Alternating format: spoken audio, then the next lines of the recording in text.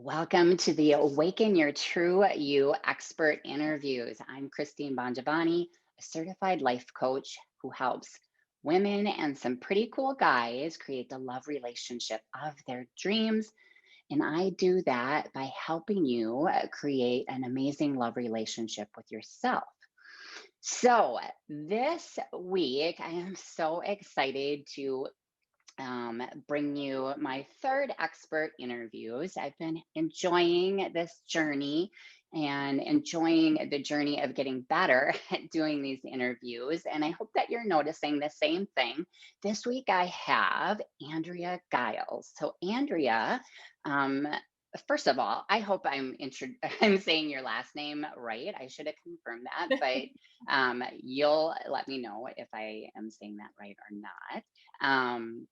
So Andrea and I met at certification, like all the coaches so far that I have interviewed. And Andrea was in my small group with me. And so she is here to share her wisdom. And I'm just going to let her say a bit about herself, how you got into coaching, who you help, and why.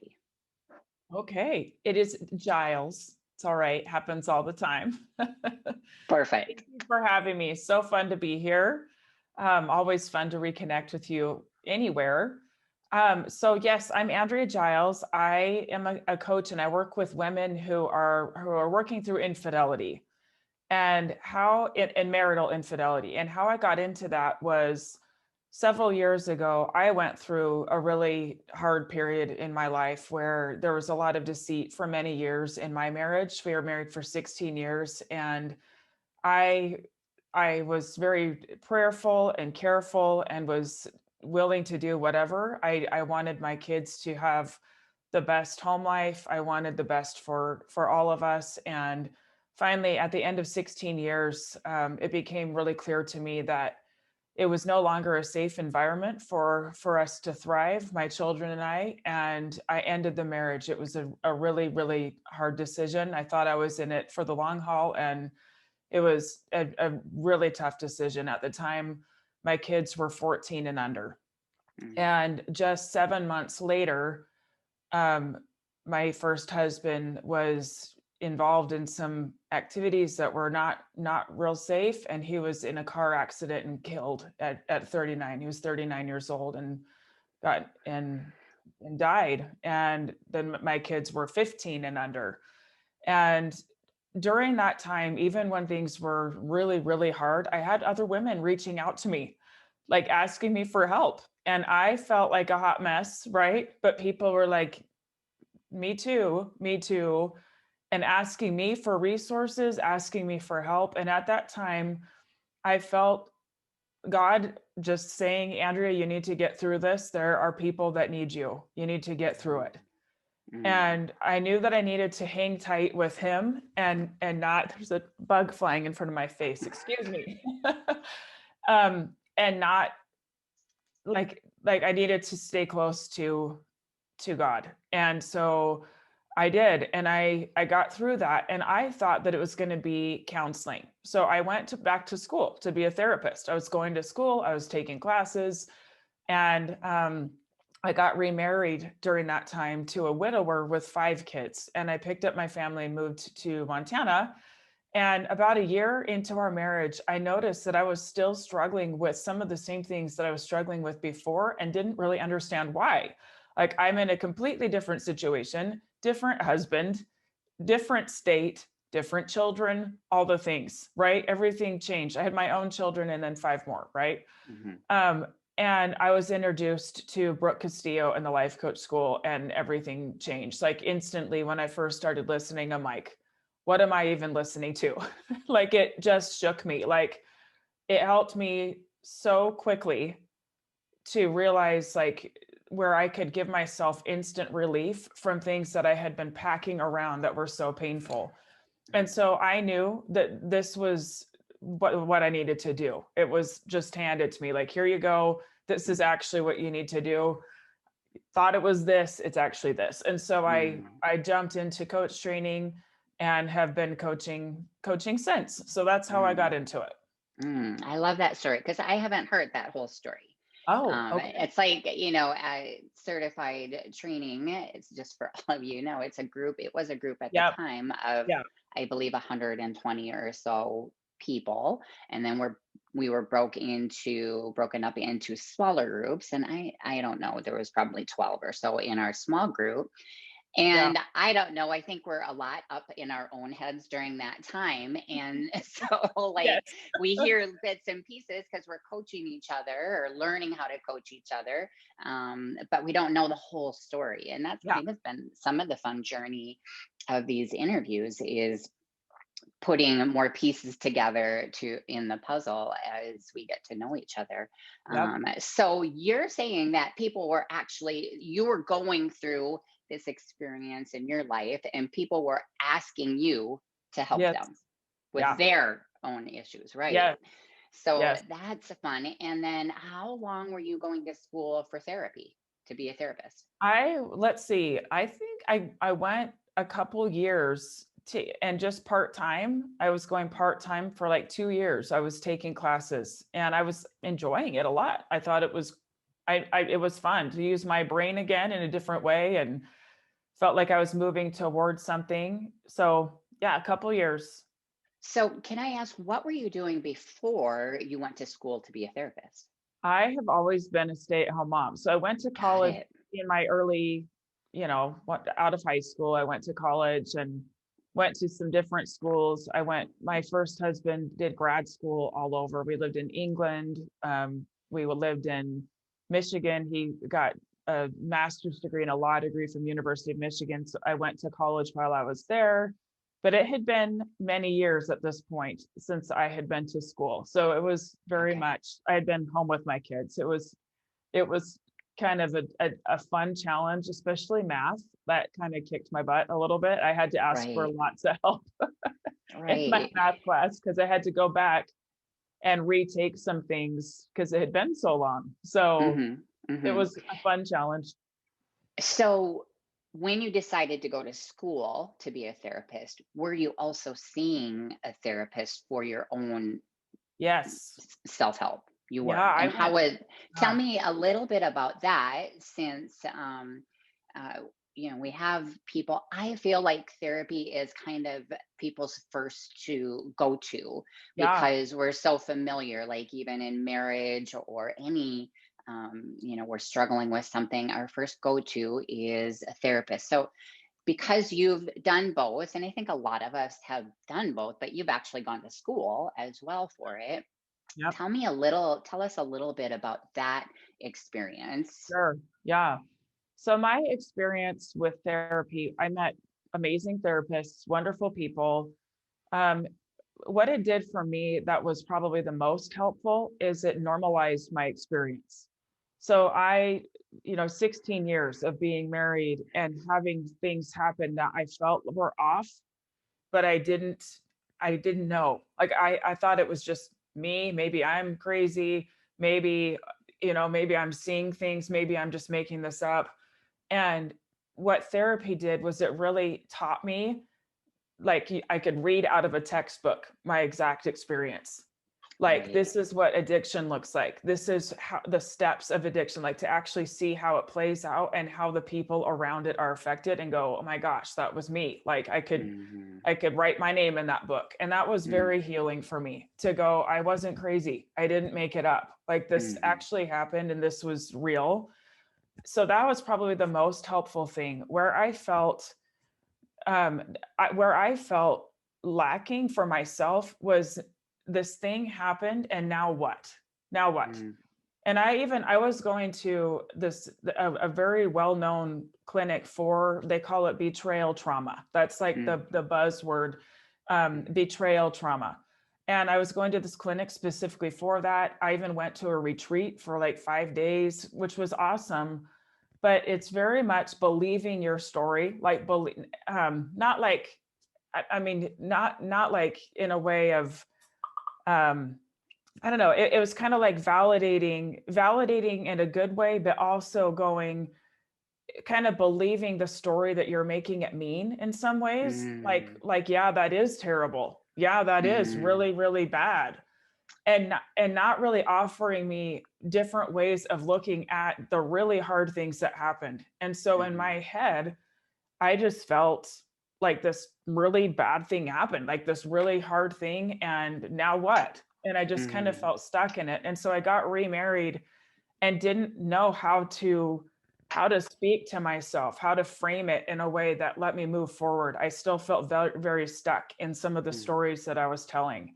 And Yeah. so therapy was great for what it did for me, but I wanted what I got from going into coaching was going, and now let's create the rest of your life.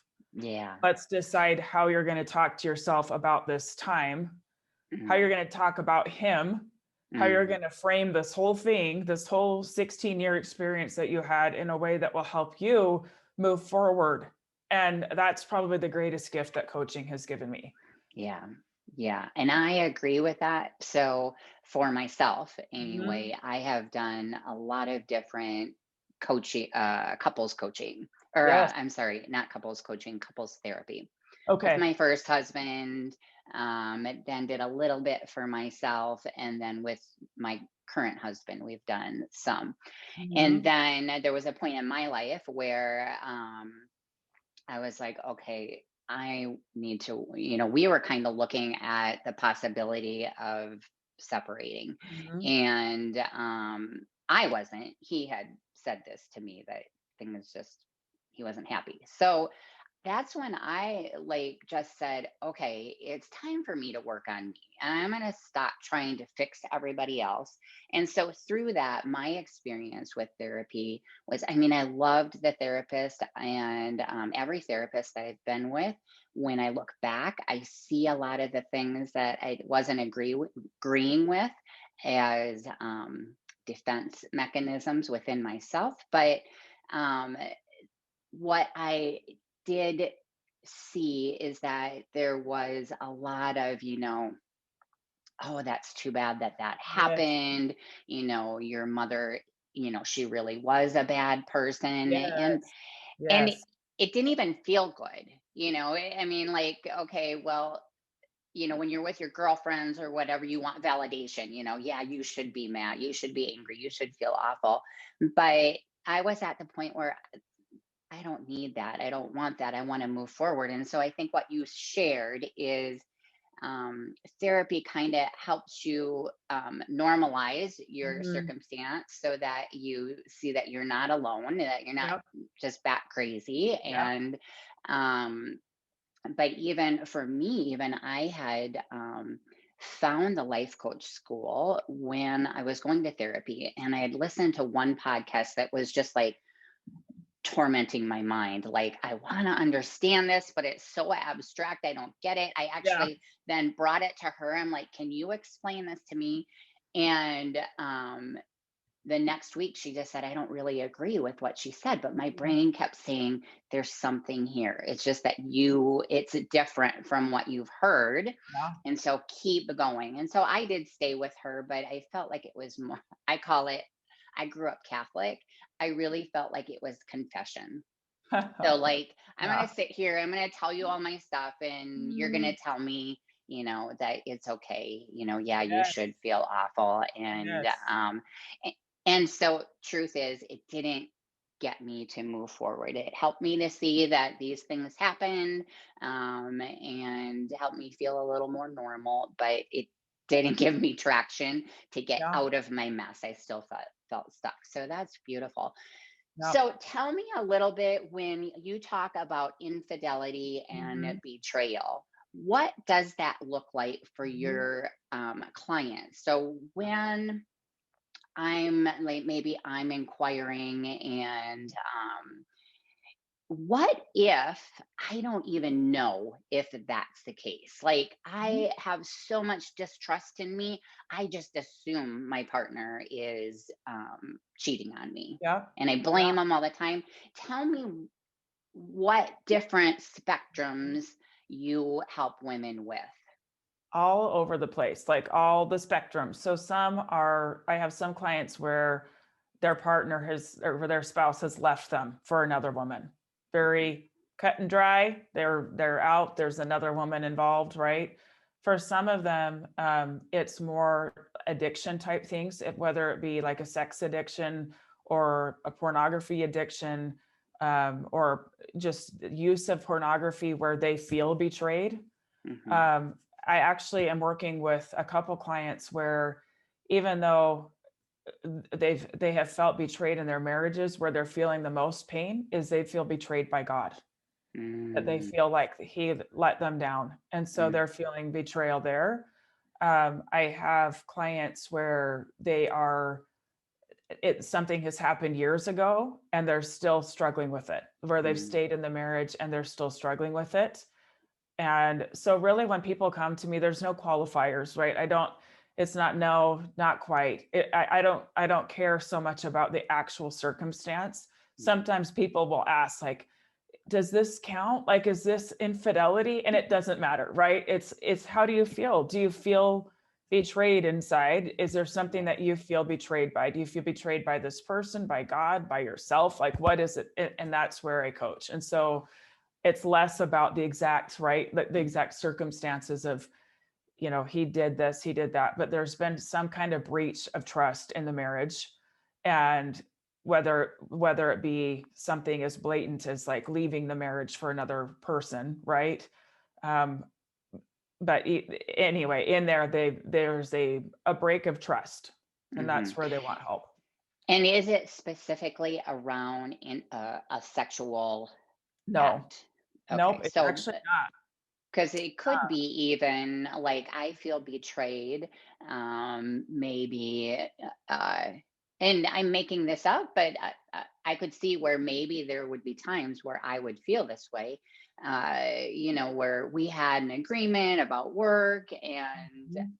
and over time things change, right? Yeah, So even for me, I'm starting a new business and he's taken several promotions. And so if he's never home, I could feel betrayed by his yep, job, yep. right? Mhm. So Yes, that would qualify me. for sure. Yeah. Just I have one betrayal. client. Go Yeah. ahead. I have a client who she came to me with, there was prescription drug use and abuse, and there was no sexual betrayal as far as she knows, but very damaging behaviors, very like with the prescription drugs, and Hmm. a betrayal there where she felt very hurt by his choices and needed some help. So, Yeah, yeah. because the betrayal is just the feeling like something is more important than you. Am Yep. I hearing Yep. that right? Yep. Yeah. So how does betrayal affect? So for my people, I'm helping them fall back in love. Mhm. So they're just feeling disconnected. They're no Yep. longer in love. I have not had any clients that have experienced infidelity, that they know of, but a lot of uh, lack of trust Mhm. without any, you know, proof or evidence that something has happened. Um, but how does infidelity specifically affect that union, that marriage? Yeah. Well, and maybe even if they're not married, they're committed, Mhm. but specifically around a marriage and that committed relationship. Yep. So what I see most is like if you imagine a foundation built from starting when you're a child of this is what it's going to look like, right? Have these ideas in our head of like I'm going to do this and then I'm going to do this and then things are going to line up and I'm going to get married and then we're going to have kids and we build this idea, this foundational idea of how your life's going to be. And what I see in my clients is it's like it's so disorienting to them that it's like it takes all of those bricks, all the foundation, and just wipes them clean. Just it's very disorienting. Like what I thought was is not. So what can I actually trust? And Mm, I think we have some serious like crossover in our coaching because really at the core of it all is they've lost trust in themselves because they thought that things were going to be this way. They wonder, they punish themselves for not seeing the signs sooner. How did I not know? Why was I so blind? How could I be so stupid? How could I be so naive? All these stories that they tell themselves to where they stop trusting themselves. Mhm. And that's the piece that I think is the most heartbreaking of all Mm. is that foundational trust in themselves has just it's been on the surface anyway, it looks like it's been wiped clean, but what I help them do is realize that they still have that they're still them, right? They still are whole, they still are good, they still have they still can just make little shifts and realize that they still have so much to learn from themselves, that it's still there, they just need help accessing it. So Yeah. they feel like it's just gone, and it's just a matter of like picking those pieces back up and putting Yeah. them back together and rebuilding that foundation. Yeah. And I think because that leads to what my next question was going to be is how does that betrayal affect their relationship with themselves? Mhm. And what I hear you saying is we kind of, yeah, we have this story that we have kind of put together as we grow up, and that's kind of the bricks to our foundation of our house. And like, that's kind of like the outside of our house that we're building. And then Yeah. all of that stuff kind of starts to get pulled away. And then where is our foundation? What Yep. is down underneath there holding us together? And so that's what, am I hearing that correctly? That you're kind Yep. of helping them build the true solid foundation of Yep. their life. Yeah, and part of that too is because one of the questions I get the most is how will I ever trust again? Like I trusted and this is what I get, right? And the biggest piece that I want them to leave with when they're done working with me is a greater sense of trust in themselves, that no matter what, they've got their own back. That no Yeah. matter what, they know that they can take it. Doesn't mean that they won't have experiences that are hard, because we can't control other people, right? We can't control what other people do. Any of us could have anyone in our life at any time decide they don't want to be with us, they don't want to, don't want to, yeah, don't want to be with us, whatever. And so it's like building that foundation back up that's true and solid and based on things that are lasting, and not based on somebody else, like not based on the validation of somebody else. It comes from within, um, and is much more solid than the original foundation. Because I imagine one of the first things people are thinking is when they discover any sort of betrayal is what have I done wrong? Yep, for Am I sure. right? Yep. Because it feels like, I mean, this is part of my story and my clients is that in the beginning of the relationship, we're intentionally doing things to make sure that they see us. That like you're not going to cheat on me. You're not going to go after all these other little sparkly things because I'm going to be the sparkly thing, Yep. which only lasts for so long. And so how do you help them see that what they do, what their partner has done, has nothing to do with them? Mhm. Well, it takes time for sure, because the story is for most of my clients. There's a few that don't go there. I have worked with some, but most of them it is exactly that. Like I must not have been enough. I must have, if I were more like her, then this wouldn't have happened. And really where I help them the most is just in learning to stay in their lane. Like they're looking around and looking at other women, looking at other situations, and seeing their deficiencies in their mind. They're not actual deficiencies, but that's what they're reading them to be. And what I'm helping them to do is, like, we can't ever control anybody, right? But if we magically could control people, our best bet is by showing up as the most authentically us. Like, if we wanted to really try to influence outcomes, our best bet is by being who we are, not who we think somebody wants us to be, not who we imagine they want, right? That's like a moving target. It's who, like being who we are. And so I help my ladies sort that out. Like do that work of who do you think you are? Like what stories are you telling? And how much credit are you giving over here to him for informing your story of who you are, and really separating out the different stories. Whose are they? Whose stories Mm. are they? Are they his? Are they yours? Do you want to keep that story? And really just pulling those out, looking at them and going, I don't know that this is serving me. I think I'll set that one down, and really just deciding what they want to keep.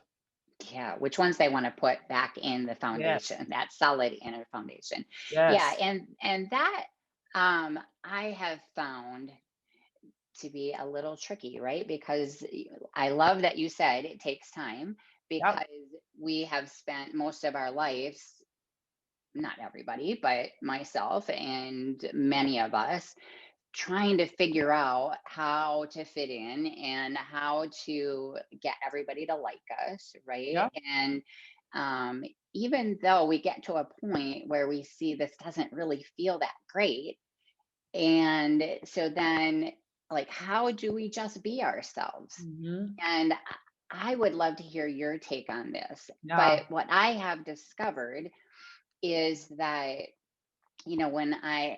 when I did all of this work, I had this identity and then who I was becoming. And it was very awkward because I lived as this identity. But the truth is, the world doesn't really see much of a difference, in the sense that Yeah. we're not, like, the fear that, oh, if I be me, what will people think? Because they Right. don't really know. What I have sort of discovered is that outer, like, mask or outfit that we're wearing out in the world is actually who we want to be. We just don't feel like that person. So as we take them off, we actually are that person, and it just feels really good. Yeah. Doesn't feel fake. I mean, I don't know. I'd like to hear your take on that. Yeah, I agree. So I have like my experience with that recently.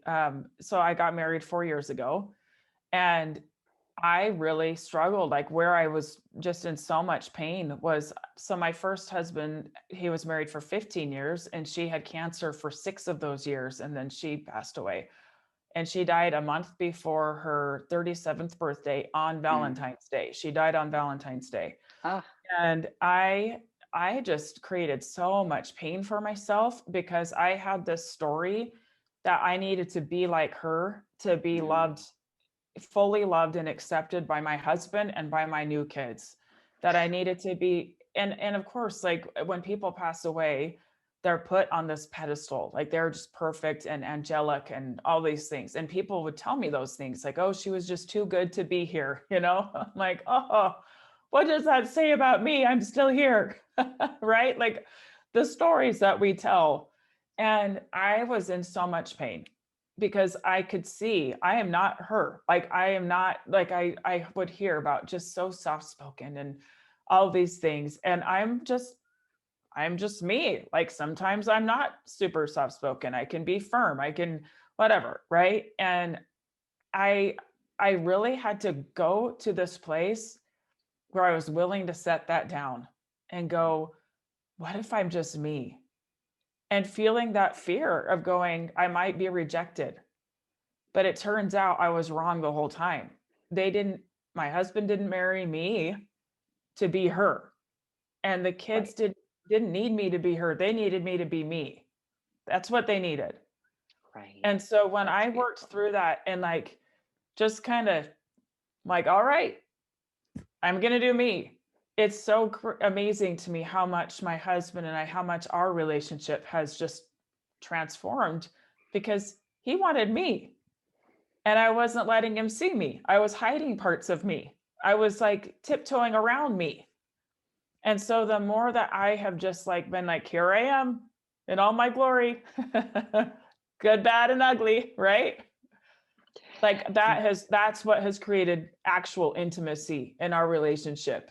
And that means sometimes we don't agree. Sometimes we butt heads. Sometimes there's tension and we get in arguments sometimes. But to me, that's a sign that we're winning because we are like telling the truth to each other, being who we actually are instead of me trying to be somebody that I'm not. That never works. So much gold there. A couple beautiful gold nuggets.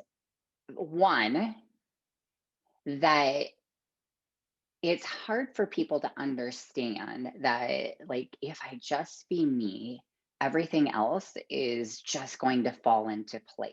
Yes. Because, you kind of think, well, will my husband love me if I just be me? Hmm. And magically, and it's not really magic, but I mean, we were created to be a specific person and we keep fighting against that, right? Yeah. And all of a sudden, we feel start when we're able to get to the point, it's not like a light switch, right? But we get to the point where we start stepping out on the water and we start being who we want to be. Yep.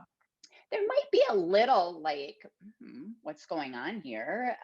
She's not resisting or she's not doing her normal things, but eventually it just starts to mesh. Yep. And that was the first gold nugget. And then the second being when you were talking about arguing and the difference between arguing, I like to call it like your before arguments and your after arguments, where the before is more like defending yourself, Yep. you're wanting to be heard, you're resisting, you want your way, and you have thrown love out the window. Yep. Just like a fight, like I'm going to Yep. put on my gear and we're going to fight. I mean, kind of. But then afterwards, the argument is from a place of truth. This Yep. is what I see. I love you.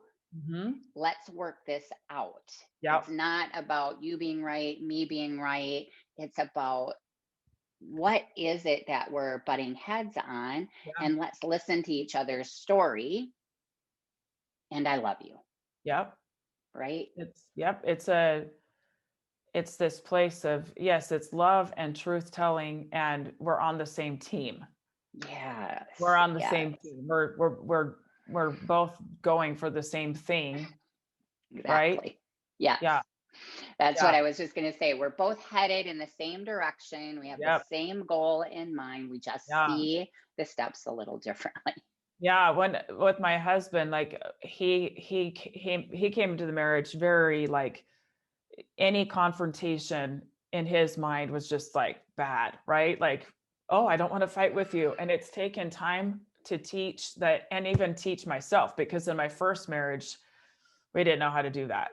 And in this marriage, I'm like, there's this quote that I love. I will mess it up, but it's basically that if you're willing to hold the tension between two sides, if you're willing to hold the tension long enough, a third way emerges.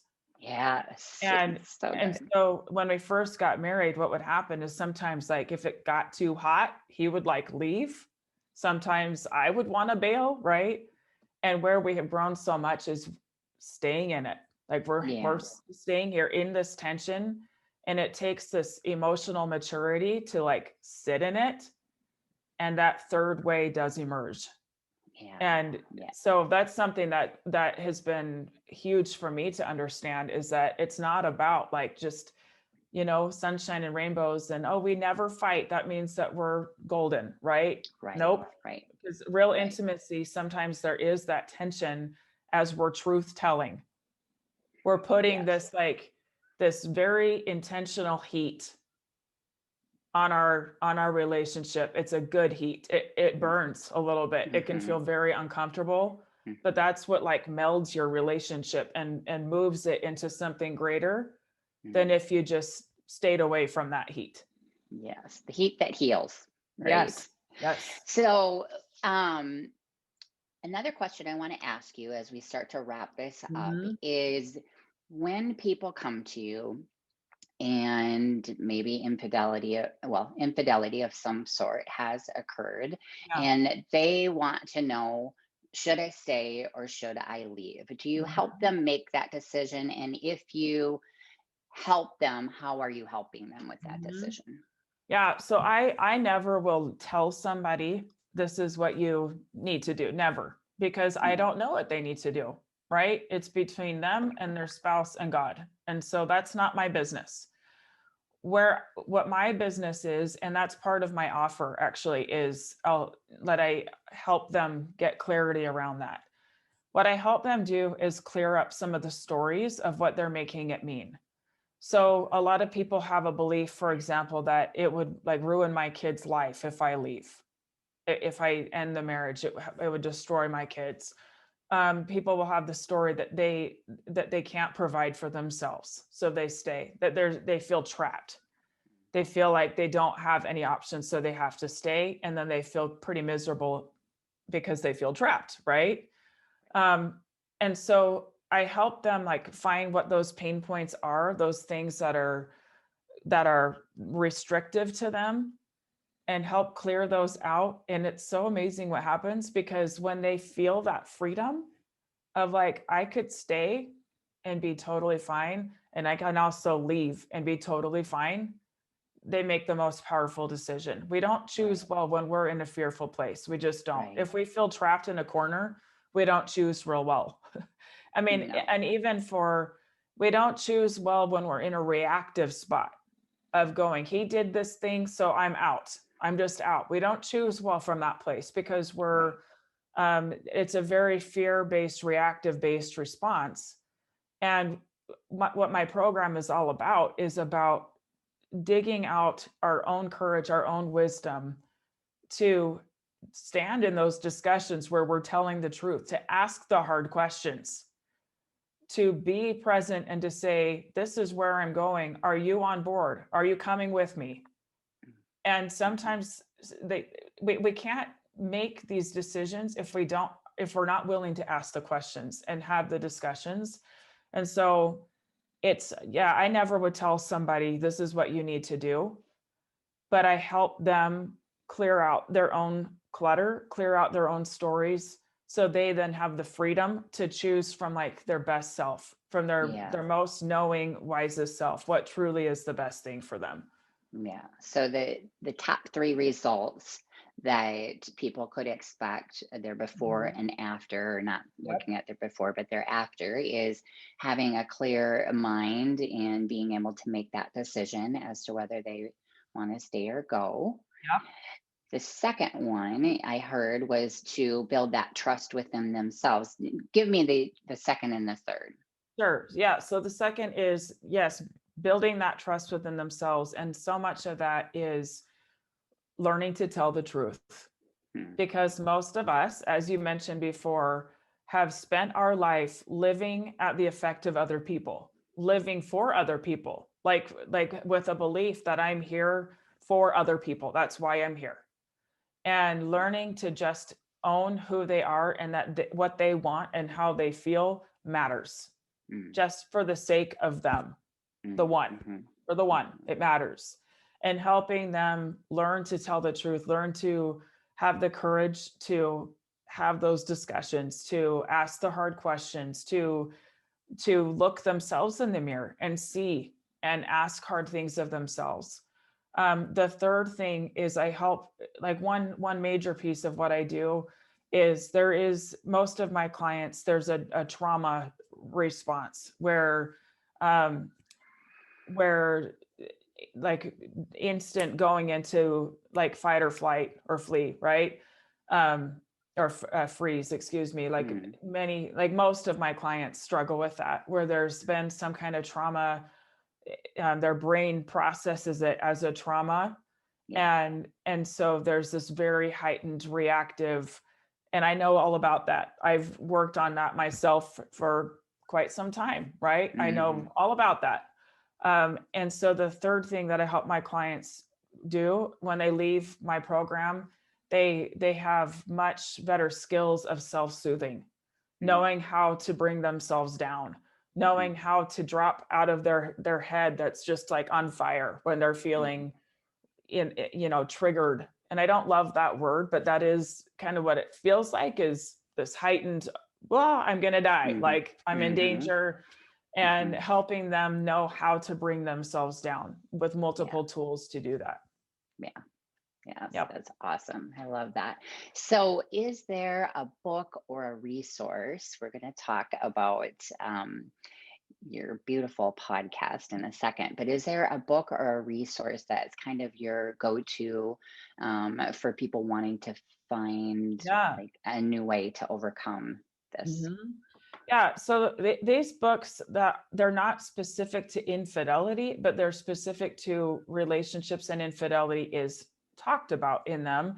One of them is called Passionate Marriage. It's by David Schnarch, and he has been around. He's kind of a pioneer in what he has brought to the table. He's very much about showing up as an equal partner in your marriage, and being willing to put the pressure on in the most powerful way. Not, I don't mean like in a nagging, controlling, manipulative way. It's all about being who you are and showing up that way in your marriage. So Mm-hmm. David Schnarch, and then another one, Harriet Lerner wrote a book called The Dance of Anger, and she continues to put out great material. I really enjoy her, but it's very much understanding women and how we, in relationships, and how we often respond to things, and how to find healing for ourselves. And so those are a Mm-hmm. couple that I've learned a lot from. Awesome. And I will David Schnarch, share. yeah, David Schnarch in particular, his stuff I use quite a bit in my coaching. Quite a bit of the tools and concepts. He talks about like over functioning and under functioning in relationships, and the problems that bring to the table, and he's just great. He just actually passed away a couple weeks ago, Mm, and he's been on my mind. His work has been really important in kind of mm, bringing balance to marriages. nice. And I will share those resources Perfect. in the notes. So tell us about your podcast. Yeah, so I launched a podcast in August, so it's fairly new. I just recorded episode 16 Oh yesterday. my gosh. Moving along, and it's been really, really fun. It's been kind of a surprise to me, because my idea was like, I just want something that anybody can listen to anywhere at any time, in the privacy of just plugging something into their ear, right? No one has to even know what they're listening to. And like, I wanted to help, like, have something where I could help people for free, just whoever wants it. Mm, And it's actually been really, really surprising and gratifying to know how far spread. Like, I've got listeners all over the mm, world, and it's been a real joy actually to think of the women all over the world who are hopefully getting comfort and getting direction. And so yeah, it's called Heal from Infidelity. It's easy to remember. Heal from mm, Infidelity with Andrea Giles. It's everywhere: iTunes, Spotify, all the different mm, places. so fun. I mean, that's what I love about all the work that we're doing is finding people that are struggling with these things and have been quiet and just like pushing Yep. it and not wanting to share it with other people, Yep. like the whole thought of like I can't share this with other people because what will they think of me, right? Yes. And so that's awesome. I will also share that link in the show notes. um, so if there was one gold nugget that you could Mhm. share with the people listening that are struggling, what might you tell them today to Mhm. help them move forward today, just this one day, and maybe keep repeating it every day to help Yep. get them a little less stuck where they are. Yep. I think what I would say is to know, if it's hard, it's supposed to be hard. That it takes a tremendous amount of courage to heal. It takes a lot of courage. It's not for wimps. And it takes so much self awareness and so much feeling of your feelings feelings that we don't want to feel. And so sometimes like we can be so hard on ourselves and go, shouldn't this be easier? Why is this so hard? Or we find ourselves reverting back to old patterns, reverting back to old ways.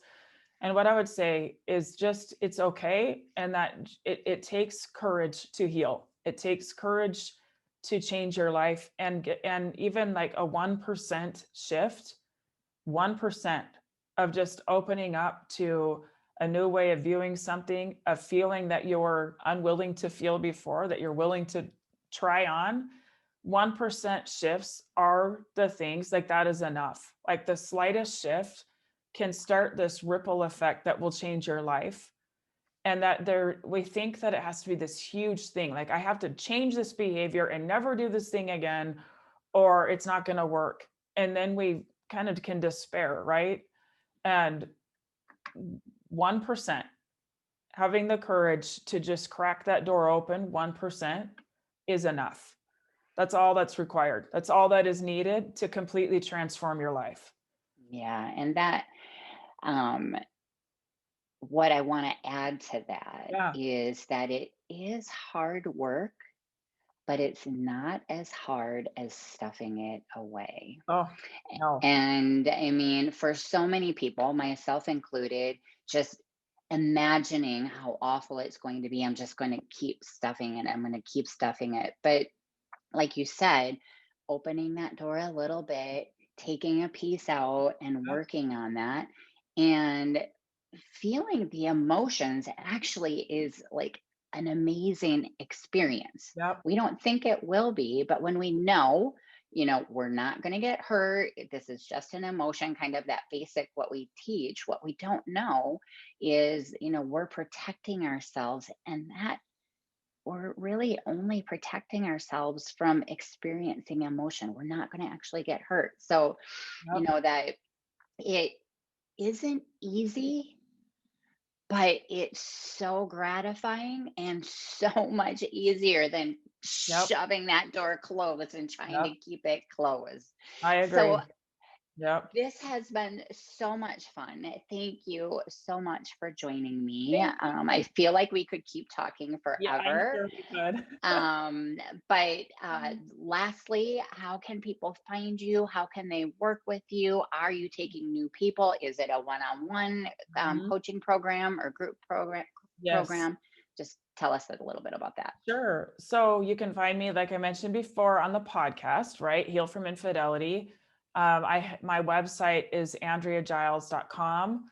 You can find me on social media, Andrea Giles Coaching. So right now I'm in this kind of transition spot where my one-on-one practice is full. So I have a wait list right now. So I'm taking people on my wait list, but what I'm actually working towards right now is I'm going to start a group program, a small group. There's a lot of power in knowing that you're not alone and hearing other people say the things that you thought you were the only one, and hearing them say it and go, oh my gosh, I'm not the only one, right? Mhm, And so mhm. that's I'm working on that. So if people are interested, I will be putting together a list of people there to for when that's ready to go, which will be pretty soon. So that's where I'm Awesome. at right now. People can find me on my website, book a call with me there to There you chat go. and see what's the best fit for you. So That's what I was going to ask. So if they yep, are interested in talking to you about what, even if getting on a list about what yep, working with you would look like, go to her website. I'll list it in the show notes and book a consultation to talk to yep, her. yeah, most Andrea, yep. this has been beautiful. Thank you so much. Thank you. And I look forward to watching you grow Thank and you. me growing with you. It's been so much fun to Absolutely. watch this journey and helping Yes. women. Thank you so much for listening to the Awaken Your True You expert interviews. If you're interested in taking this work to another level, then I want to encourage you to join my one on one coaching program where we take this work and we apply it to your life. And any questions that you might have, coaching issues that you're struggling through that you would like help with on the blog that you'd like me to talk about, please visit me on my website, send me an email, and I would love to help you that way. And together, let's awaken your true you.